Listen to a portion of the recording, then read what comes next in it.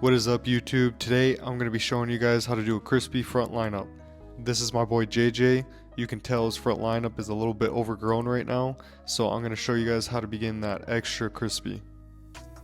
So right off the bat, we're going to have to debulk it. So I'm going to be using my 1.5 and just going with the grain. I'm doing this closed as well, just debulking the area, and it's going to look like it's taking off a lot, but it's really not. This is how much we're going to need to be taken down in order to get a clean and straight lineup in order for the hairs to lay down fully.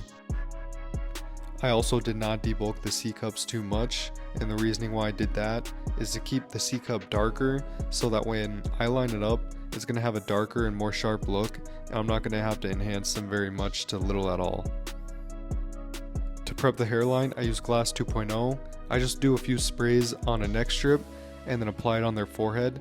And the reason why I use this is we have a lot of oils on our forehead, and this is going to strip all those oils or clean off the top of the forehead in order to give a cleaner and sharper lineup.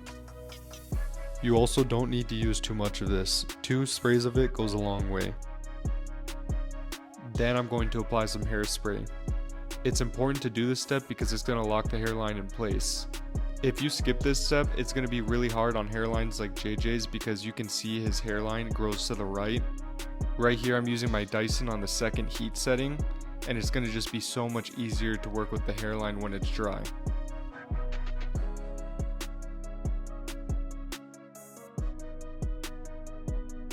Right in the beginning, I'm going to kind of aim it right in the middle of where I know it needs to go.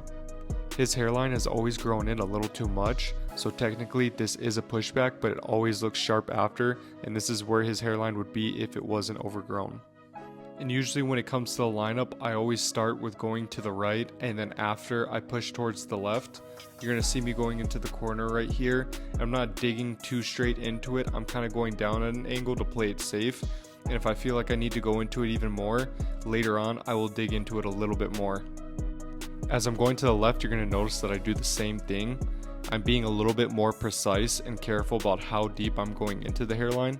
It can be really hard to tell how far you should push up the hairline, especially when it's grown in like this, but to just play it safe, slowly dig into it, and don't go up so high right away. With the sidebars, I like to usually match it with the end of the eyebrows. Sometimes with everybody's head shape is just a little bit different. It makes it much easier when you're lining up the other sidebar as you have a reference point and you know to go to the end of the eyebrow.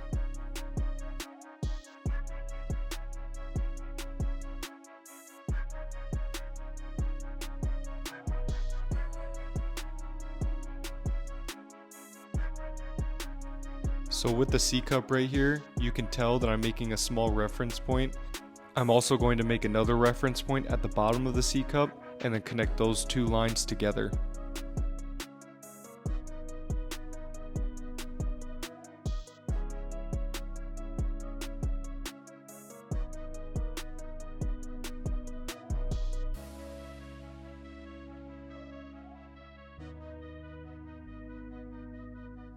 Right here on the right sidebar, I'm just doing the same thing as I did before. I'm just following it where it ends right on the eyebrow and just lining it up where I see fits best.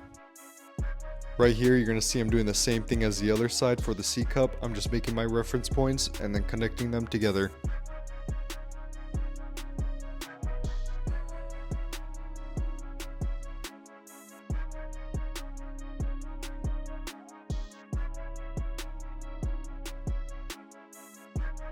I like to always check the hairline before I add enhancements, and that's going to be crucial because you don't want to apply these semi-permanent enhancements and then the hairline is looking wonky or off on one side. Always make sure it's even. Like I've said in my previous video, when you're using enhancements, you do not want to do it so dark that people can notice that they have enhancements. These are called enhancements for a reason. You are enhancing the haircut. As you can see, I'm enhancing the sidebars a little bit more just to make the hairline be more dark and filled in together. Personally, I don't really like using business cards. I think these Tomb 45 clutch cards are perfect just because you can get the C-cups and you can get the corners as needed.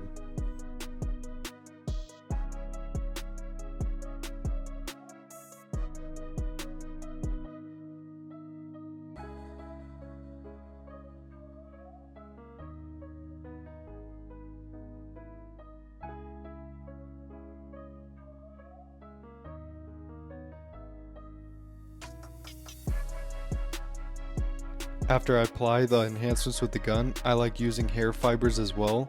It's going to give it a more natural look, and also you're going to need to be really careful with this because these can make it look extremely dark as well. So just be careful when you're using them, but it'll give it a much more natural look and look like his actual own hair.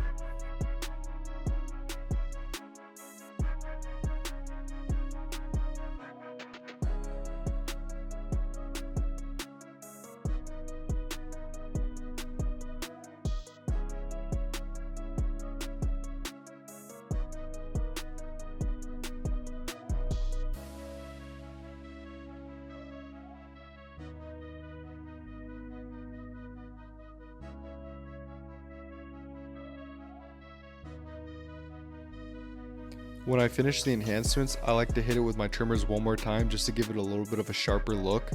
And honestly, it might not make that big of a difference, but when it comes down to it, it does make a difference to me, and I've always noticed that it helps going over it again one more time with the trimmers.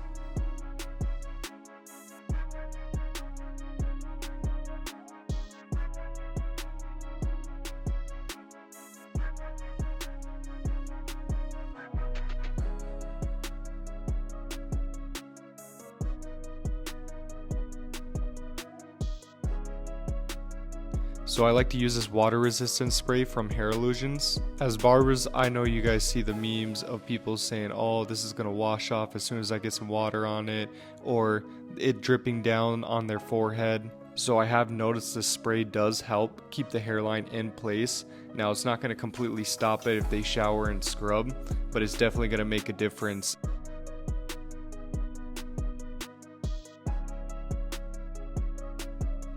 Finally, this is the last step. We're going to hit it with a straight razor, especially because JJ has an overgrown hairline. You can't see it with the camera, but the trimmer doesn't get it completely all the way off. There's always still stubble on his forehead. So this is key to making that hairline really sharp. Either way, in my opinion as a barber, if somebody is getting a lineup, you should always hit it with the straight razor. I just previously cut a client who moved from Cali, and he works a job where he has to move a lot, so he has previous experience with many other barbers. So he came and got a haircut from me for the first time. I did the haircut, and then I did the hairline, and we added some enhancements. After all that, I laid him back and started hitting him with the straight razor. As soon as I laid him back, he let out a sigh of relief. He told me, man, it feels like I'm just back home right now. I was surprised. I told him, every other barber doesn't do this for you?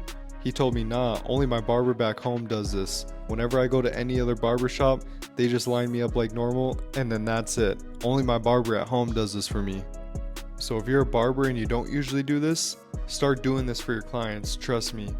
Your clients are going to notice these small things that you do for them, and that's going to give them a reason to keep coming back to you rather than somebody else.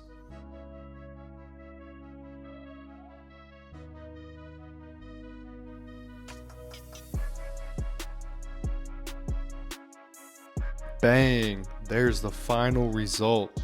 My boy JJ is looking extra crispy. If you want to see more content like this, please hit that subscribe button. I've been growing pretty fast and the support means so much to me. If there's any type of haircut tutorial you want to see or anything else barber related, please leave a comment and let me know below. Again, I appreciate all of you guys for the support.